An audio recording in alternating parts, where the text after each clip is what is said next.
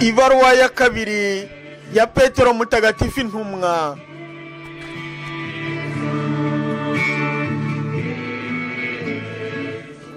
Umutwe wa mbere.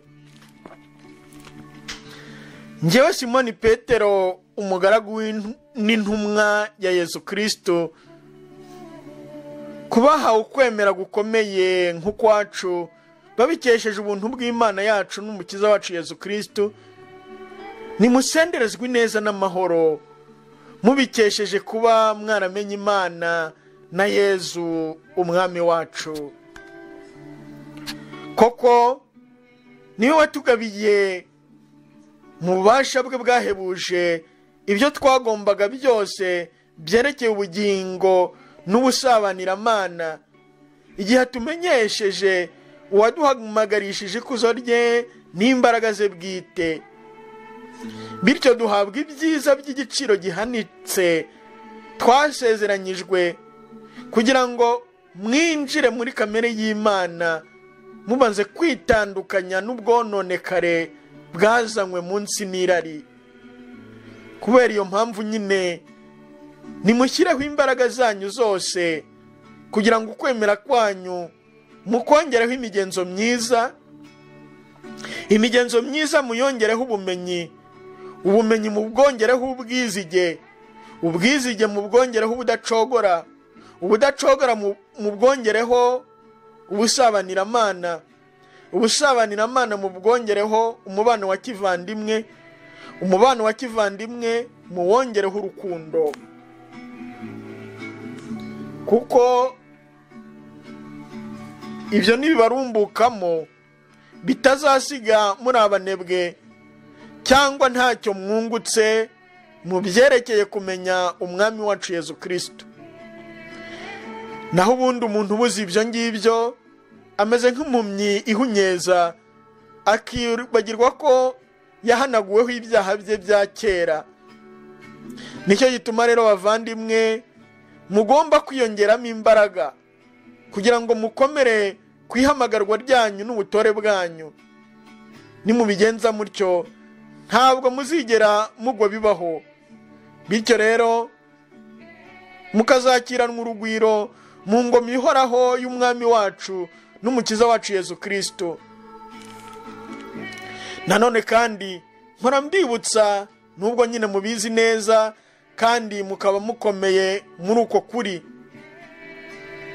nyamara ndatekereza ko igihe nkiri hano ku isi ngomba kubakangurisha inyigisho zanjye, kuko nzi neza yuko igihe cyanjye cyo gupfa cyegereje nk'uko umwami wacu Yesu Kristo yabimenyesheje.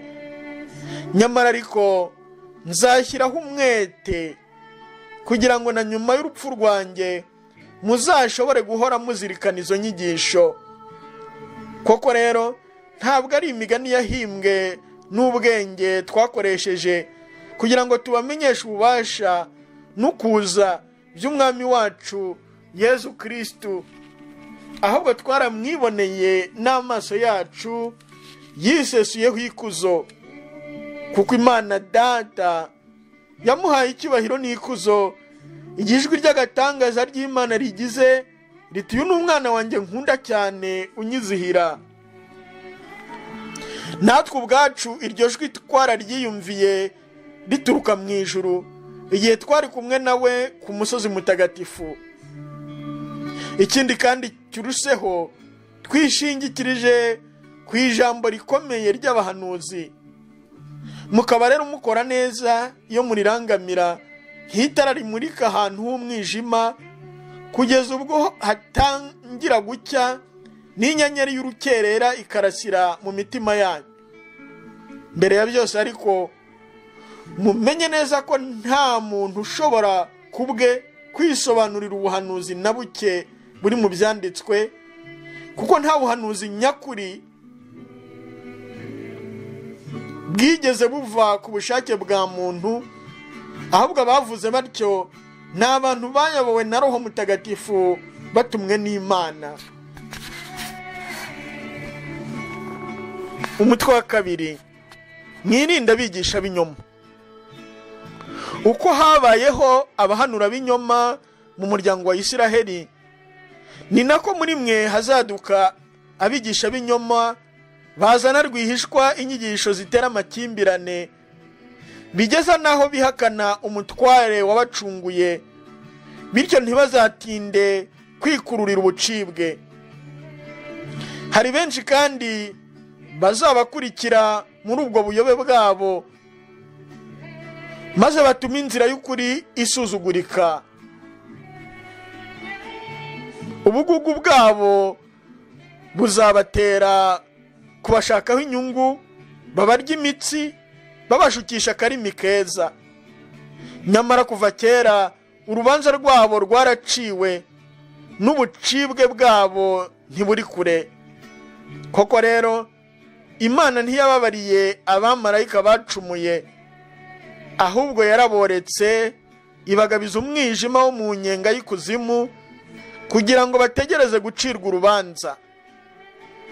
Nta nubwo yababariye isi ya kera, ahubwo yazanye umwuzure urenga ku isi y'abagome, ariko yizigamira Nowa, umwe muri ba bandi 8 barokotse kuko yamamazaga iby'ubutungane.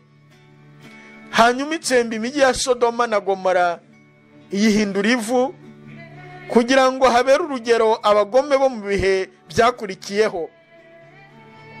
Irongera irokora intungane Loti, wari washavujwe n'imibereho yabo bagome b'ibyomanzi, kuko iyo ntungane yari ituye rwagati muri bo, igahora ibabona kandi ikabumva, maze uko bukeye umutima we uharanira ubutungane ugahora ubabaye cyane kubera ibikorwa byabo biteye ishozi. None rero Nyagasani ashobora kuvana mu magorwa abamuyobotse, naho abagome akabarindiriza umunsi w'urubanza kugira ngo bahanwe. Abaheraho mbere na mbere ni abatwarwa n'irari ribi ry'umubiri, maze bagahinyura ubutegetsi bw'Imana.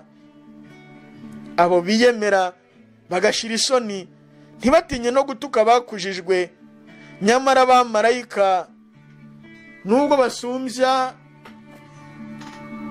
abo bakujijwe imbaraga n'ububasha, ntibahangara kubatuka bene ako kageni mu maso ya Nyagasani. Ariko abo bantu bakoreshwa na kamere yabo nk'inyamaswa zitagira ubwenge, zivukira gufatwa mu mutego no kubora, bagatuka ibyo batazi, bazabora nk'izo nyamaswa nyine, bazaronke batya igihembo cy'ubugome bwabo. Bishimira kwiyandarika ku mugaragaro, ni abantu buje ingeso mbi n'imyanda, bagahimbazwa no kubariganya, ndetse n'igihe baba bamaze kurengwa basangira namwe. Amaso yabo yatwawe n'ubusambanyi gusa, ntibahaga ibyaha, bagashukashuka bene imitima idafashe, bakaba ba mbere mu kurarikira ibibi, bityo bakaba ibyohe. Bitaruye inzira iboneye, bayoba bakurikira inzira ya Balamu mwene Bewori, wemeye gushukwa n'igihembo cy'ubugome, ariko uwo muhanuzi aza guhanirwa ukutumvira kwe, igihe indogobe ye, iyo nyamaswa idashobora kuvuga, ivuze nk'umuntu ikaburizamo ubusazi bwe. Abo bantu ni nk'amariba atagira amazi, cyangwa ibicu bihuherwa n'umuyaga, bakaba bazigamiwe umwanya mu mwijima w'icuraburindi. Koko rero bungikanye ibigambo bitagira shinge na rugero, maze ibyifuzo bibi by'umubiri bigatuma bashukashuka abari bakimara kwitandukanya n'abantu bakiri mu mafuti. Babasezeranya ubwigenge, kandi nabo ubwabo ari abacakara b'ingeso mbi, kuko buri muntu ari umucakara w'icyamutsinze. Abigobotoye ubwandure bw'isi babikesheje kumenya umwami wacu n'umukiza wacu Yezu Kristo, iyo bwongeye kubapfukirana no kubategeka, imibereho yabo ya nyuma irusha iya mbere kuba umwaku. byajyaga kurutaho kuri bo iyo batamenya inzira y'ubutungane, aho guhita birengagiza itegeko ritagatifu bamenyeshejwe. Ibyababayeho bihuje by'ukuri n'uyu mugani ugira uti imbwa yasubiye ku birutsi byayo, cyangwa ngo ingurube ikimara kwiyuhagira yongeye kwivuruguta mu isayo. Umutwe wa 3, nkoramutima zanjye. Iyi baruwa ni ya kabiri mbandikiye. Muri ayo mabaruwa yombi nashatse kubibutsa bimwe na bimwe kugira ngo murusheho gutekereza ku buryo buboneye. Nimwibuka amagambo yavuzwe kera n'abahanuzi batagatifu, mwibuke n'amabwiriza mwahawe n'intumwa zaboherejweho ziyakomora kuri Nyagasani n'Umukiza. Mbere na mbere mumenye ko mu minsi ya nyuma hazaduka abaneguranyi batagira icyo bemera, bakurikira gusa irari ryabo bwite, maze bakazabakwena bagira bati mbese isezerano ry'uko azaza ryaba rigeze he? Kuko kuva igihe ababyeyi bacu bapfiriye byose bikomeza kuba uko byari bimeze mu ntangiriro y'iremwa ry'isi. Iyo bavuga batyo baba birengagiza ko kera cyane higeze kubaho ijuru hamwe n'isi yakuwe mu mazi, ariko ikagumya gufatana n'ayo mazi ku bw'ijambo ry'Imana, akaba ari nacyo cyatumye isi ya kera irengwaho n'amazi ikarimbuka. Naho ku byerekeye ijuru n'isi biriho ubu ngubu, iryo jambo nyine ribizigamiye umuriro, bikaba birindiriye umunsi w'urubanza n'ukurimbuka kw'abagomeramana. Nyamara rero nkoramutima zanjye, hari ikintu mutagomba kwibagirwa, nuko kuri Nyagasani umunsi umwe ari nk'imyaka 1000, n'imyaka 1000 ikaba nk'umunsi umwe. None rero Nyagasani ntatinze kurangiza isezerano rye nk'uko bamwe biha kuvuga ko yatinze. Mu by'ukuri ni mwebwe yihanganira, kuko adashaka ko hagira n'umwe worama, ahubwo ko bose bisubiraho bakamugarukira. Umunsi wa Nyagasani uzaza nk'umujura. Uwo munsi ijuru rizazimirana n'urusaku rukaze, ibirimo byose bizakongokeshwe n'umuriro, maze isi n'ibiyiriho byose bizagurumane. Ubwo rero ibyo byose bigomba kurimbuka kuri ubwo buryo. Nimwumve uko imyifatire yanyu igomba kumera. Nimurangwe n'imigenzereze itunganye, mwubaha Imana, mwebwe abategereje kandi mugashaka gutebutsa umunsi w'Imana, umunsi uzatuma ijuru rizimira rigakongokeshwa n'umuriro, n'ibirimo byose bikazayoka. Ariko nk'uko Imana yabisezeranye, dutegereje ijuru rishya n'isi nshya, aho ubutungane buzatura. Niyo mpamvu nkoramutima zanjye, mu gihe mugitegereje ibyo, mugomba gukora uko mushoboye kose kugira ngo Nyagasani azabasange mu mahoro, muri abaziranenge n'inyangamugayo. Kandi mumenye ko Nyagasani akomeza kubihanganira agira ngo abakize, nk'uko na Pawulo umuvandimwe wacu dukunda yabibandikiye akurikije ubushishozi yahawe. Ni nacyo avuga mu mabaruwa ye yose aho asiganura ibyo.